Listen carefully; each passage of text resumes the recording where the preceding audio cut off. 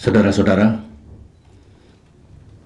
meskipun kita baru saja mengikuti penerbangan yang panjang dari Washington DC ke Seattle dan kemudian ke Osaka, Jepang ini, saya hitung sekitar 16 jam kita mengikuti penerbangan. Ini sudah malam, tetapi saya harus menyampaikan satu pernyataan untuk diteruskan kepada saudara-saudara saya, rakyat Indonesia dari Osaka ini.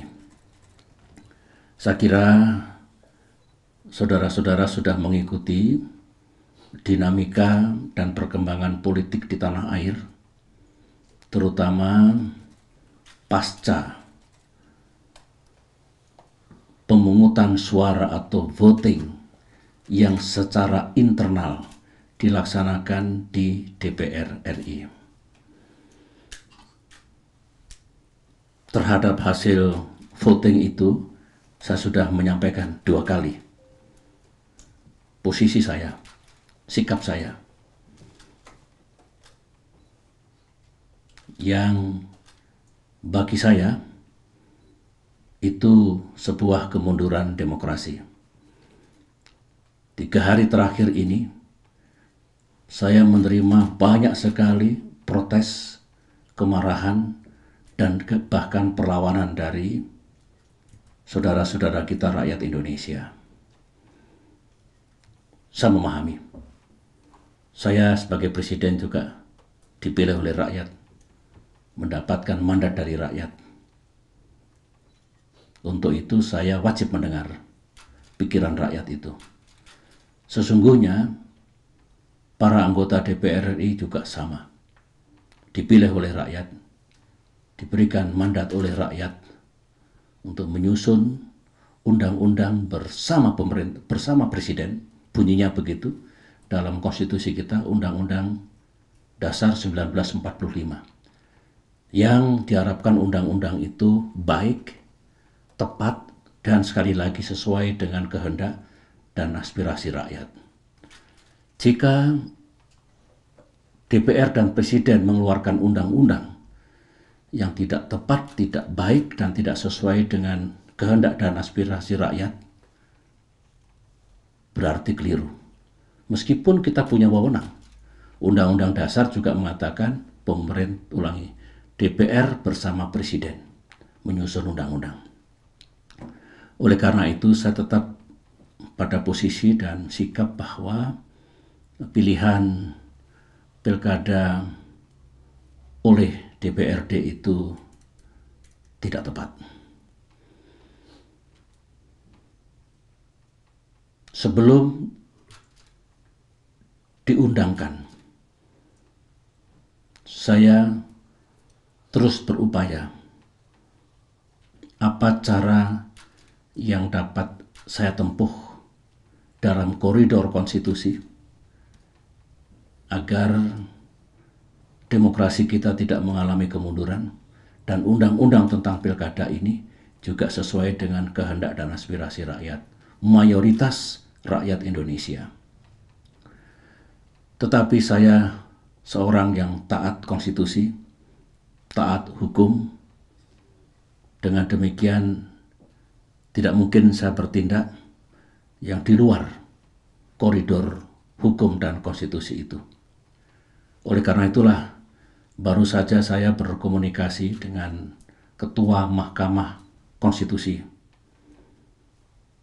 yang intinya saya mengajukan pertanyaan yang sifatnya konsultasi saya selaku Presiden dengan Ketua Mahkamah Konstitusi. Pertanyaan saya adalah, dalam Undang-Undang Dasar pasal 20 itu jelas sekali bahwa semangatnya RUU untuk menjadi undang-undang itu haruslah mendapatkan persetujuan bersama. Jadi tidak otomatis hasil voting internal DPR itu otomatis berlaku dan Presiden harus setuju. Dalam praktek yang kita anut dalam penyusunan undang-undang, memang Presiden menugasi menteri-menteri terkait dengan amanat Presiden untuk membahas bersama DPR RI. Dalam hal ini, Mendagri. Intinya yang saya beri amanat untuk membahas. Nah, di situ memang secara eksplisit tidak ada kata-kata memberikan persetujuan. Karena persetujuan itu bunyinya adalah DPR dengan Presiden. Saya tahu ini juga bisa diperdebatkan.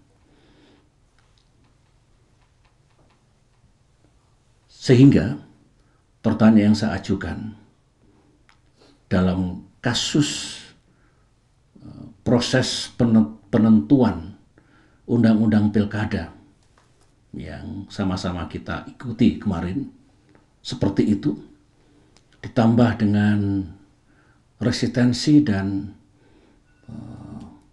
perlawanan lah begitu dari mayoritas rakyat Indonesia yang juga sama-sama kita rasakan, ya, saya masih ingin mendapatkan penjelasan dari Mahkamah Konstitusi, apakah sungguh pun dalam rapat paripurna kemarin Mendagri sudah menyampaikan sambutannya, tetap ada ruang berdasarkan definisi atau teks dari Undang-Undang Dasar Pasal 20 itu, persetujuan bersama DPR dengan Presiden.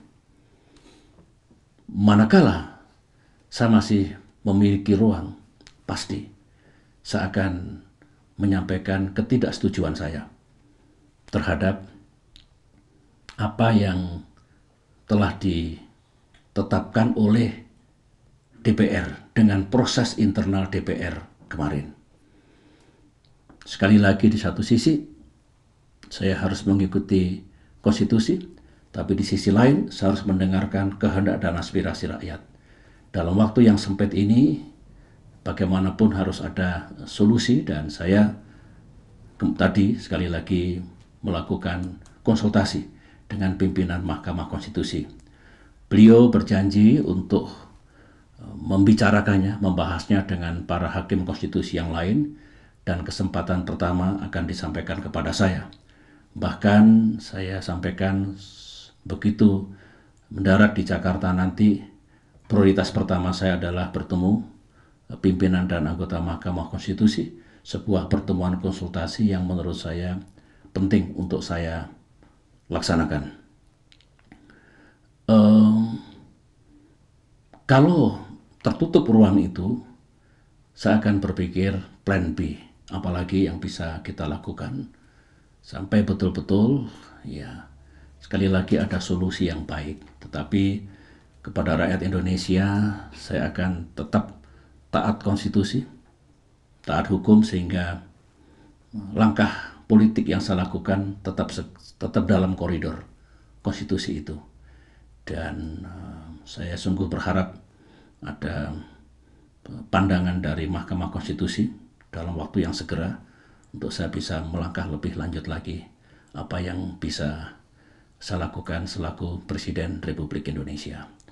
Itulah yang ingin saya sampaikan, dan ini proses berjalan terus. Saya tidak mengenal jam, siang, malam, subuh pun. Ini masalah yang urgent, harus saya kelola bersama para menteri dan pejabat yang lain dengan penuh rasa tanggung jawab dan dengan sebaik-baiknya. Itu saja yang ingin saya sampaikan pada kesempatan pernyataan pers hari ini, malam ini. Terima kasih.